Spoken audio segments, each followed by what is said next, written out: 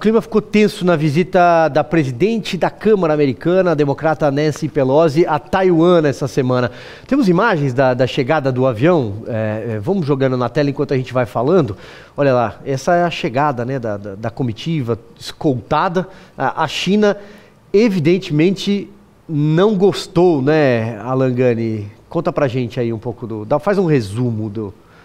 Pois é, como se não bastasse uma pandemia, como se não bastasse lockdown, como se não bastasse toda a provocação na guerra entre Rússia e Ucrânia. Não estou falando que o Putin está certo, mas os Estados Unidos não fizeram nada para evitar, muito pelo contrário, provocaram, esticaram a corda, instigaram este conflito até o limite, Rússia e Ucrânia, e agora, desnecessariamente, fazem uma visita na figura de Nancy Pelosi, provocando nada mais, nada menos que a China. Acontece que você não está lidando com o Iraque, você está lidando com um país que é problemático. A pergunta a ser feita: eu tenho condições de enfrentar a China?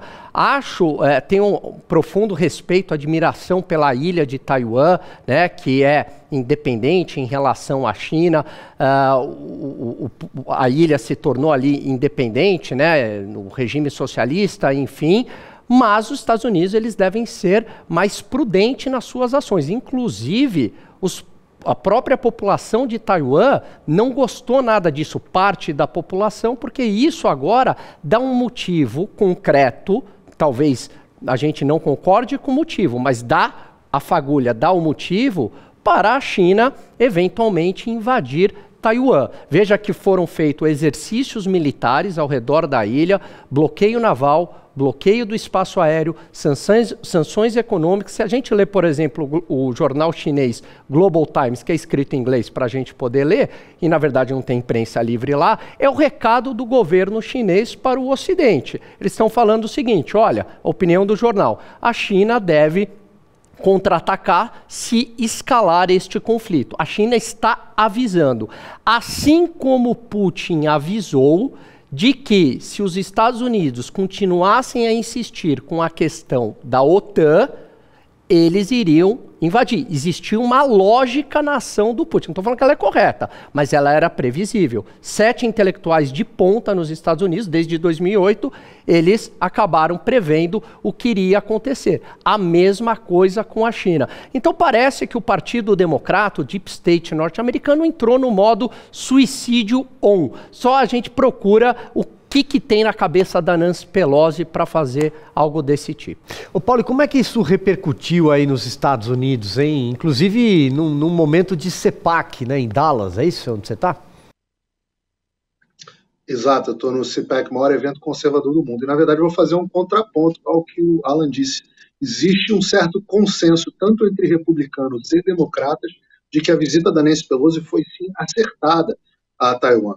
Na verdade, o que vem acontecendo há bastante tempo é que os Estados Unidos têm mostrado uma posição fraca e subserviente à China. Desde 1997, se eu não me engano, o último presidente da Câmara, speaker da casa, como a gente chama aqui nos Estados Unidos, o último que tinha ido tinha sido o republicano Newt Gingrich. Naquela época, a China era um país muito menos forte do que é hoje, principalmente a China alcançou o tamanho do poderio dela um pouco durante o governo George W. Bush, mas principalmente durante o governo Barack Obama, que era o melhor amigo da China.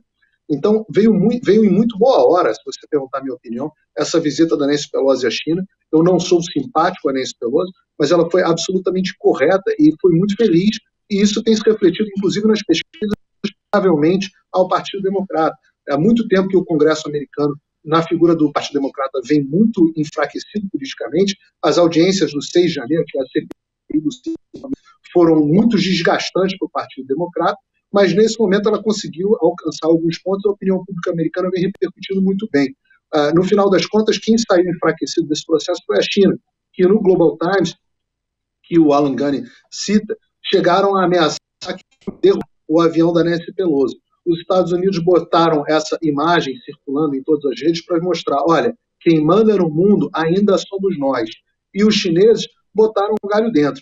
O que puderam fazer foram exercícios militares, que eles já vinham fazendo, fizeram um exercício um pouco mais forte, que não conseguiu, não teve significado nenhum, e deixaram de cooperar em algumas coisas, inclusive, vejam vocês, nas questões de mudança climática, nos acordos de mudança climática. Ora, que ninguém está nem aí. Isso, no final das contas, representou para a China o seguinte: calem a boquinha, sentem no cantinho de vocês, que quem manda no mundo ainda é o poderio americano. E respondendo a sua pergunta, Alan, sim, os Estados Unidos têm condições de fazer frente à China, e a China tanto sabe disso, que é só por isso, e apenas por isso, que não invadiram Taiwan. O que os Estados Unidos precisam continuar fazendo, e na verdade, vale lembrar, essa política foi reforçada pelo Donald Trump, que antes, no governo Trump, tinha mandado, se não me engano, o secretário de Comércio à China, tinha sido o mais alto oficial dos Estados Unidos a visitar Taiwan, o mais alto oficial dos Estados Unidos a visitar Taiwan. Os chineses também deram os mesmos paniquitos. O Trump mandou o secretário,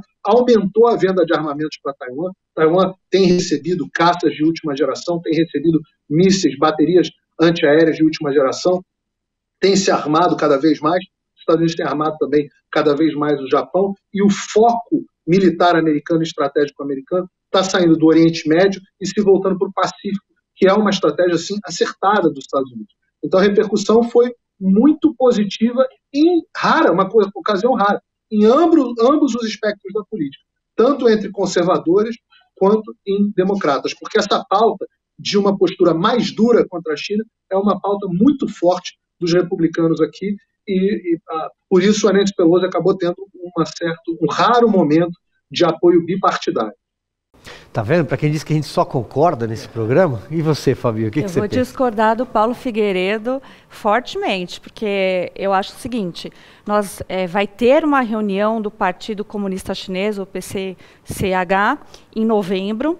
Eu acho que se tiver uma guerra militar travada no mar sul da China, é outra questão, assim como eu acho também que se tiver uma guerra militar no mar Mediterrâneo, a Rússia leva e leva forte, não existe parte bélica dos Estados Unidos aí que vai conseguir segurar. Eu acho que a guerra na Ucrânia nos mostrou isso. O exército ucraniano está derretido com toda a ajuda que foi mandada para lá. E pior, todas as armas que estão na Ucrânia podem parar aí no Oriente Médio, naquelas regiões de conflito. Tem uma região que é conflito no mundo inteiro, preocupante. O nome dele se chama Irã. Irã, existe a preocupação hoje real no mundo. Então a Nancy Pelosi foi fazer essa brincadeirinha para ficar bem no mercado americano, porque só pegou para os americanos bem isso, sendo que o mundo está por uma pólvora, ou por uma palavra, ou por um errinho. Esses exercícios militares, se errarem, começa simplesmente um conflito mundial. Está todos os países preparados para isso. Nós temos condutas na economia severas aí, que todos os países estão preocupados com isso, e não existe mais sanções econômicas que possam assegurar esse bloco oriental, o que é extremamente preocupante, porque a gente precisa pensar que China e commodities está na mão deles, a gente querendo ou não. Então é tarde para lamentar, mas a gente precisa falar de fatos, e fatos consumados são esses. Não dá para brincar com o país hoje, que é o país mais rico do mundo e que tem uma população mundial, uma densidade demográfica gigantesca, se aliar à Rússia e à Índia. É super preocupante o que está acontecendo no mundo. Muito bem, olha, a gente tem mais alguns minutos. Diga. Não, eu estou dizendo que o país mais rico do mundo são os Estados Unidos, não é a China. Ainda continua também o país mais poderoso do mundo. Você foi ver, você está falando da Rússia, né? A Rússia até agora não conseguiu tomar a Ucrânia. É claro, todo mundo esperava que a Rússia já tivesse tomado a Ucrânia. Se tem alguma coisa que está transparecendo nessa ofensiva militar russa, não é o poderio russo, mas a falta de poderio russo. Né? Do ponto de vista militar, a campanha russa está sendo vista como um fracasso.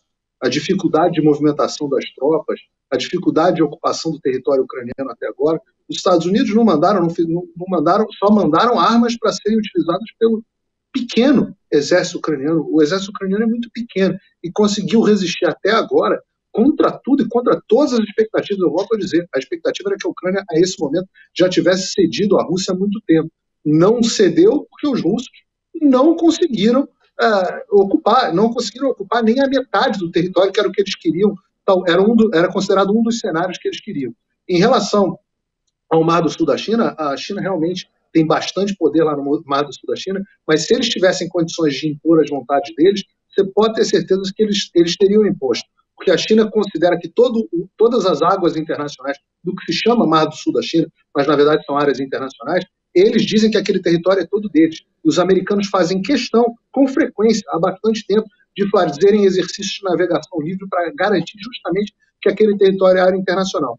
Gente, o que garante a paz não é falar fino. O que garante a paz é o tamanho do porrete. O que garante a paz foram os investimentos que o Donald Trump fez nas Forças Armadas Americanas durante o mandato dele. O que garante a paz é a superioridade tecnológica dos Estados Unidos, a capacidade operacional dos americanos. Não adianta falar fino com a China, porque falar fino com a China é fraqueza. E o que causou a guerra na Ucrânia não foi excesso de força americana, foi excesso de fraqueza, com os Estados Unidos tendo um presidente em condições débeis, depois de um fracasso no Afeganistão e um fracasso no restante do Oriente Médio, um fracasso nas relações com o Irã, um fracasso no mundo inteiro. Foi isso que causou o conflito na Ucrânia. Achar que o que causou o conflito na Ucrânia foi força, ou achar que o que vai causar conflito na China também é força, é um erro estratégico. Bom, em vez de mudar de tema, vamos seguir nesse, então, já que esquentou. Diga mais uma rodada, então. Fabi, depois o Alan. Vai. Só para lembrar aqui, o exército ucraniano é o segundo do leste europeu, não é tão fraco assim. E eu acho que o Paulo Figueiredo acaba tendo essa visão porque está lá nos Estados Unidos. Para nós aqui, que estamos falando, vendo as mudanças que estão ocorrendo no mundo, não existe esse tempo aí. O Putin não falou, olha, vou conseguir a Ucrânia em 2 meses. Quem colocou tempo fomos nós, a nossa cabeça ocidental. O oriental jamais disse isso. Aliás, eu acho que ele está concretizando os objetivos que ele pretendeu. O Donbás já está quase dominado, ele está partindo para Odessa para fechar o mar Mediterrâneo. Ele não estipulou tempo, ele está usando armamento antigo e ainda conseguiu fazer o super desfile lá dos armamentos supersônico. Então, esse problema é um pouco mais complicado. A gente não pode ter o pensamento aqui de ocidental para tentar entender os orientais, que eles não têm tempo e têm um outro tipo de pensamento, estão acostumados a perder, a ter baixa bélica, é outro tipo de pensamento. Então, a força deles, às vezes, é o verdadeiro tabuleiro de xadrez. É pedrinha por pedrinha, né? Casinha por casinha, mas o Alan também fala bastante disso, podia complementar. Eu vejo assim, que o Trump, ele evitou um conflito naquela região, aí falando de Rússia e Ucrânia, porque ele era um excelente negociador. Então, como um excelente negociador, ele avalia muito bem o risco. Não compensa eu mexer neste vespeiro. Isso é uma questão entre Rússia e Ucrânia. Essa briga não compensa eu comprar. E ele entendeu muito bem isso. Não é porque ele estava falando grosso, eu não vejo muito nessa linha.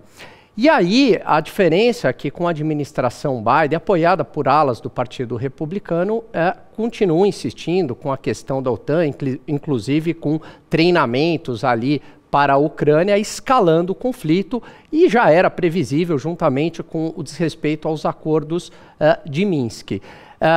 Hoje eu vejo que a Rússia está, como a Fabi, concordo com o que a Fabi falou, praticamente já tomou a região do Donbás. Os Estados Unidos acreditaram que com as sanções quebrariam a Rússia em 1 semana, não aconteceu, provocando uma corrida bancária, uma mega inflação. As sanções voltaram contra o próprio Ocidente, a Ucrânia sai enfraquecida dessa guerra, e o que eu vejo que é pior de tudo, você jogou a Rússia no colo da China. Em algum momento da história, eu vou precisar da Rússia para conter a China. Como eu precisei da Rússia para conter o nazismo, como eu preciso da Rússia para conter o Irã no Oriente Médio, como eu preciso da Rússia para fazer o serviço sujo na Síria que o seu Obama, no governo Obama, gerou. Então eu vejo que foi um erro estratégico por parte dos Estados Unidos e mais uma provocação desnecessária.